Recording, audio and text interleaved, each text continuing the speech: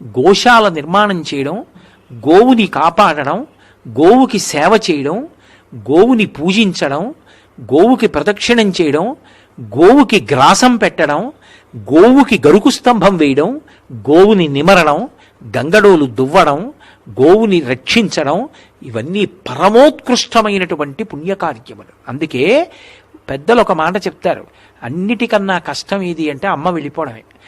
అమ్మని చూడాలి అంటే ఆవుని చూస్తే చాలు. ఆవు వంక చూస్తే అమ్మ వంక చూసినట్టే. నా పుట్టినరోజు నాడు అయ్యో మా అమ్మ లేదే, పాపం నా పుట్టినరోజుకి తొక్కుళ్ళడ్డు చేసి పెట్టేదే, ఆశీర్వచనం చేసేదే అనిపించింది అనుకోండి, ఆవు పాలు తెచ్చుకు తాగాననుకోండి, మా అమ్మ చేత్తో చేసి పెట్టిన ప్రసాదం నేను తినేసినట్టే.